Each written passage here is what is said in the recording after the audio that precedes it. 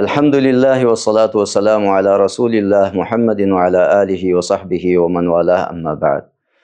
ګران ورونو، د حج مسائل ان شاء الله بیانو.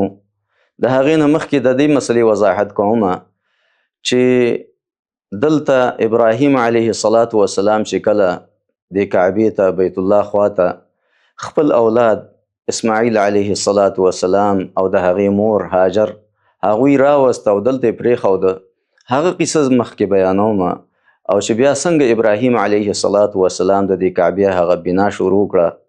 الله رب العزت په قرآن کریم کې فرمایي چې وَإِذْ يَرْفَعُ إِبْرَاهِيمُ الْقَوَاعِدَ مِنَ الْبَيْتِ وَإِسْمَاعِيلُ رَبَّنَا تَقَبَّلْ مِنَّا إِنَّكَ أَنْتَ السَّمِيعُ الْعَلِيمُ. کعبې جوړول او دا دعا وکړه ابراهیم علیه الصلاة والسلام. د دې څه قصه وه؟ ګران ورونو، تاسو ته پته ده چې ابراهیم علیه الصلاة والسلام او د هغې کور والا د هغې بیوي ساره علیه الصلاة والسلام کله مصر ته راله، هلته چې هغوی سره کومه واقعه وشوه، د هغه ځای هغه بادشاه چې کله کوم هغه ظلم اراده وکړه او الله رب العزت ابراهیم علیه الصلاة والسلام او د هغې هغه بیبي ته نجات ورکړو، نو د هغه ځای هغه بادشاه د مصر هغه بادشاه ساره علیه الصلاة والسلام ته چې دی یوه وینځه ورکړه دې دپاره چې د هغې خدمت وکړي. ساره علیه الصلاة والسلام ته د هغه مصر بادشاه چې دی وینځه ورکړه چې دا واخله، دا به چې دی ستا خدمت کوي. هغوی بیا راله او دغه وینځه چې دی ساره علیه الصلاة والسلام هغه ابراهیم علیه الصلاة والسلام ته ورکړه. ابراهیم علیه الصلاة والسلام سپین ږیری و، بوډا و او د هغې هغه زامن نه کېده، نو ساره علیه الصلاة والسلام د هغه وینځه هاجر دا یې واغسته او ابراهیم علیه الصلاة والسلام ته یې ورکړه چې شاید الله دې ته چې دی اولاد ورکړي. او الله رب العزت چې دی ابراهیم علیه الصلاة والسلام ته په دې عمر کې بوډا و، سپین ږیری و ابراهیم علیه الصلاة والسلام، چې په دغه وخت کې الله رب العزت هغې ته اولاد ورکوي د هاجر نه. اسماعیل علیه الصلاة والسلام هغې ته ورکړي، الله رب العزت هغې ته د اولاد د ابراهیم علیه الصلاة والسلام د هاجرې نه چې دی ورته اولاد ورکړي. ساره علیه الصلاة والسلام هغه غیرت کې راشي او دا طبیعي خبره د زنانه چې دی هغې خامخا په غیرت کې راځي. یعنی هر څومره چې نیک زنانه نیکه شي، هر څومره پرهیزګار او متقي شي، خو لیکن دا غیرت چې دی د زنانه او د بنو په منځ کې دا یو طبیعي شی دی. دی حتی امهات المؤمنین زمونږ او ستاسو میندې د نبي صلی الله علیه وسلم بیبیانې هغوی هم چې دی سالم نه دي پاتې شوي، هغوی ته به هم غیرت راتلو، بعضې وخت کې به چې دی د هغوی په منځ کې اختلاف جوړېدو. نو ساره علیه الصلاة والسلام هغه غیرت کې راله او هغې دا وویل، ابراهیم علیه الصلاة والسلام ته یې وویل چې دا هاجر به زما خوا کې نه اوسېږي، زه چې چېرته یم ما سره به په یو کلي کې نه اوسېږي. غیرت کې راله، حالن کې همدې ورته دا وینځه ورکړې وه. ابراهیم علیه الصلاة والسلام د الله رب العزت په امر باندې خپل دغه هاجر او د هغې هغه ماشوم د ابراهیم علیه الصلاة والسلام د اولاد د هغه ځای نه روان کړي د الله په امر باندې او رای ولي چېرته د شام نه رای ولي دلته د بیت الله خواته یې راولي. کله چې ابراهیم علیه الصلاة والسلام راشي بیت الله خواته مکې ته، نو په دغه وخت کې دغه ځای داسې ځای وي چې هیڅ د اوسېدو ځای نه وي، هغه چې دی بالکل یعنی د زندسر د اوسېدو ځای نه وي، نه هلته بوټي وي، نه هلته چې دی څه اوبه وي، هیڅ قسم ته شی هلته نه وي. هغوی راولي او دلته یې چې دی پرېږدي، ابراهیم علیه الصلاة والسلام ترې روان شي. نو هاجر علیه الصلاة والسلام ورته امر ورپسې ولګي، ورپسې ونښلي هغې پورې چې ابراهیم چاته مونږ پرېږدی، دا وړوکی ماشوم او ما چاته پرېږدی، دلته خو نه د اوسېدو څه اسباب شته دی او نه دلته څه انسان شته دی، حتی چې ځناور دلته زندګي نه کوي، نه اوبه شته دی نه بوټي شته دی، دا کوم ځای کې مونږ پرېږدي. خو ابراهیم علیه الصلاة والسلام هغه شاته نه ګوري، همدغه شانتې روان وي. بیا ورته هاجر علیه الصلاة والسلام وفرمایي چې ابراهیم مونږ چاته پرېږدي. ابراهیم علیه الصلاة والسلام بیا هغې ته جواب نه ورکوي. په درېیم ځل باندې هاجر علیه الصلاة والسلام ورته وفرمایي چې ای ابراهیم الله امرک بهذا، آیا الله رب العزت په دې باندې تا ته امر کړی دی چې ته مونږ په دې ځای کې پرېږدې؟ نو ابراهیم علیه السلام ورته وفرمایي چې ما ته الله رب العزت چې دی امر کړی دی.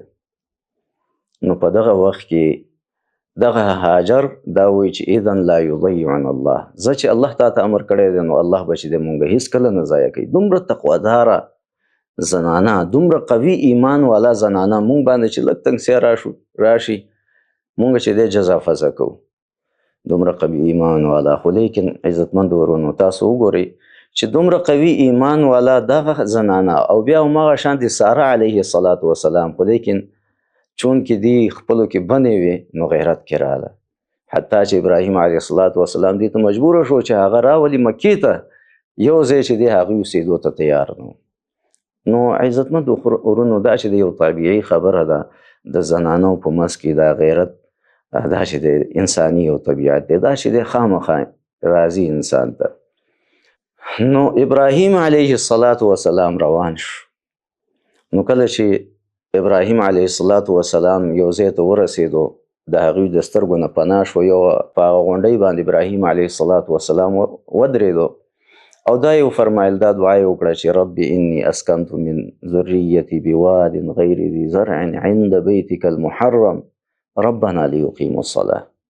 ای ربا ما خپل اولاد په داسې یو ځای کې پرېښوده، انی اسکنت من ذریتی بواد غیر ذی زرع، داسې یو وادي ده چې بالکل دلته شین بوټی نشته دی، غیر ذی زرع عند بیتک المحرم، ستا د کور خوا ده.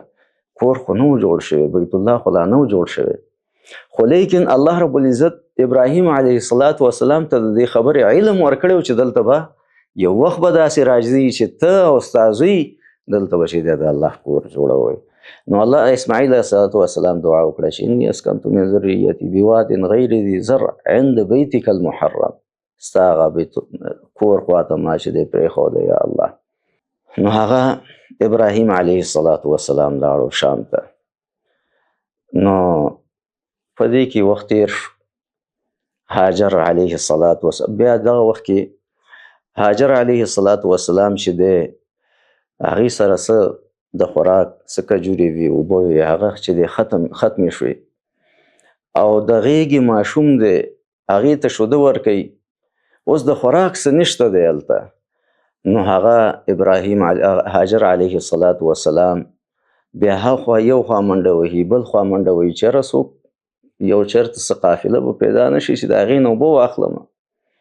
نو هغه مخامخ یوه غونډۍ وي، صفا غونډۍ، هغې ته وخیږي په منډه، اخوا دېخوا ګوري، بیا چې دی د هغې نه کوز شي، صفا نه چې کوز شي نو دغه وخت کې دغه ځای کې صفا نه ښکته دغه ځای کې یو وادي وه. نو په دغه ځای کې چې دی بیا هاجر علیه السلام منډه واخلي، اوس هم چې دی په هغه ځای باندې نښې شته دی، دوه شنې نښې دي چې کوم ځای نه شروع کېږي او په کوم ځای ختمېږي هغه وادي.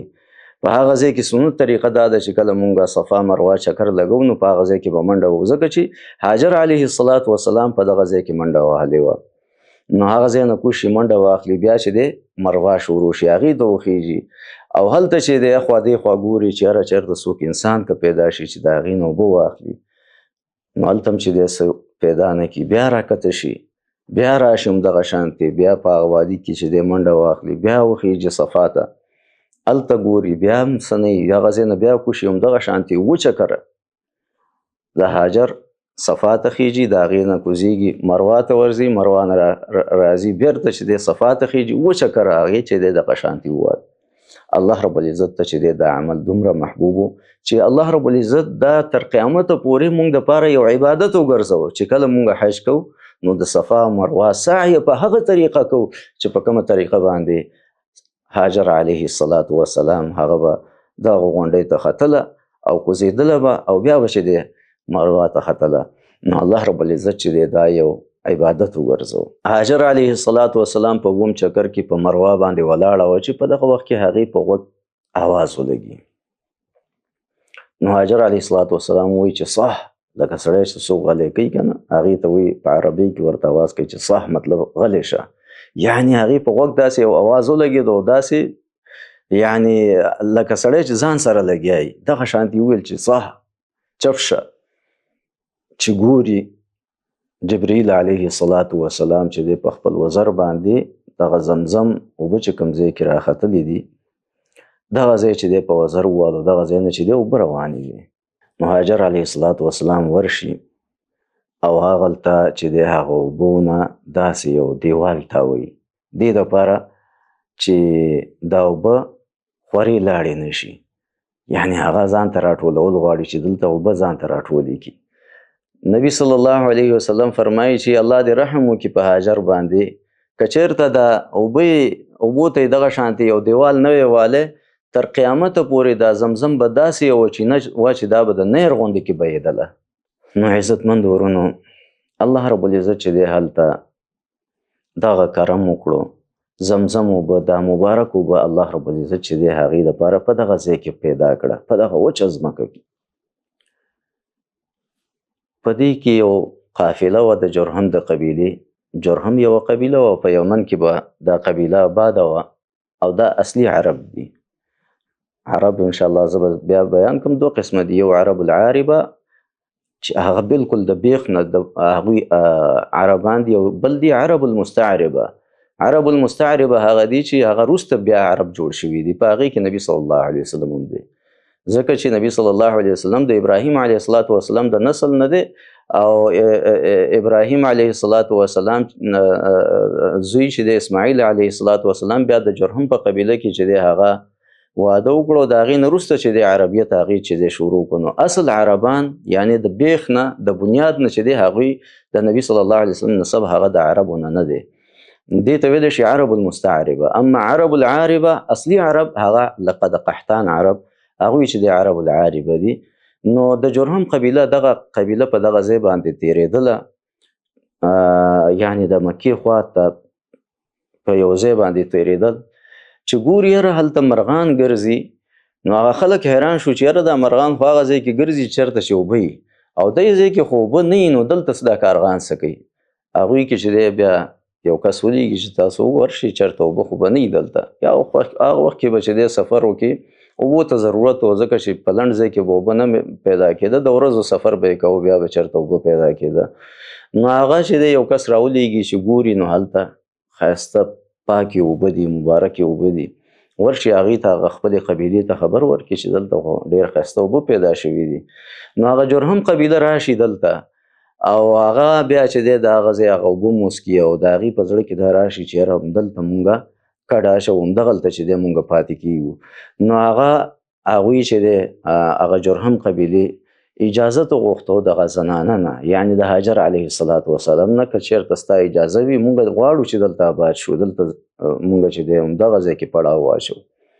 یعنې هغوی کې ګوره عربو کې دا چې دی یو انسانیت و، حالان کې یو ځان له ښځه وه، دا چې دی یو پوره قبیله روانه ده، پوره قبیله یعنې نه یې مقابله کولی شو، خو لیکن هغه خلکو کې چې دی یعنې عزت النفس و، هغه چې دی یعنې عزتمن خلک وو.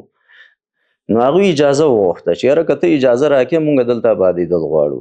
نو هغه هاجر رضی الله عنها ورته وفرمایل چې بالکل اجازت دی، په دې شرط باندې چې د اوبو سره به ستاسو هېڅ قسم ته تصرف به نه کوئ، دا به زما په ملکیت کې او دا زما په تصرف کې وي، تاسو په دې کې هېڅ قسم تصرف نه لرئ، یعنې په دې کې به هېڅ قسم ته تاسو اختیار نه لرئ. هغې ورسره موافقت وکړو چې زمونږ بالکل په دې خبره باندې راضي یو، او دا اوبه به چې دی ستا په اختیار کې وي.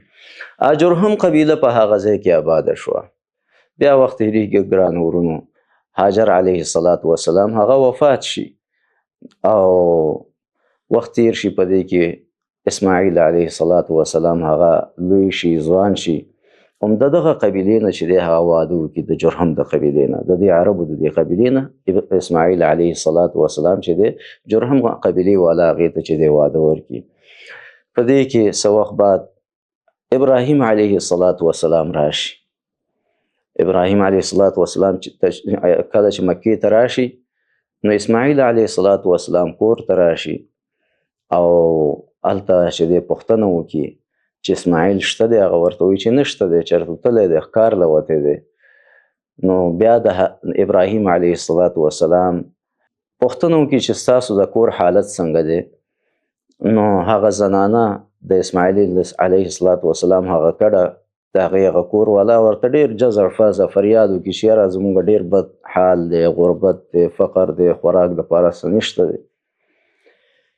ابراهیم علیه السلام چې دی هغه لاړ شي، واپس لاړ شي شام طرف ته، او جواب پرېږدي د دې ښځې ته چې کله اسماعیل رالو هغې ته داسې ووایه چې دغه شانتې یو سپین ږیری راغلی او هغه تا ته دا امر کوو چې ته د خپل دروازې دا درشل چې دی هغه بدل کړه.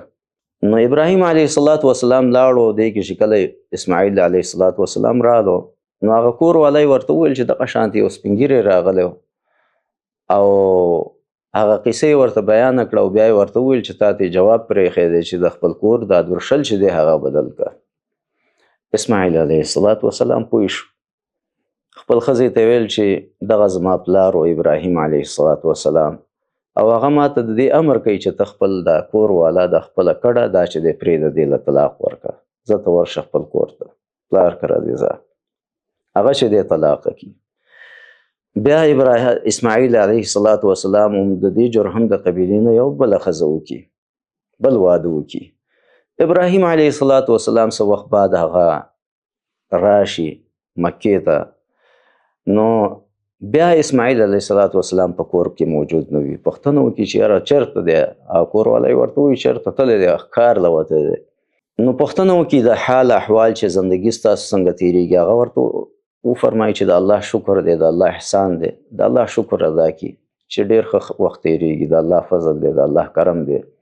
نو ابراهیم علیه السلام هغې ته وفرمایي چې اسماعیل چې کله رالو نو زما د طرف نه ورته جواب ورکړه چې دغه شانتې سپین ږیری راغلی او هغه تا ته امر کوي چې د دې دروازې دا درشل دی ځان سره وساته، دا چې دی د دې حفاظت وکړه.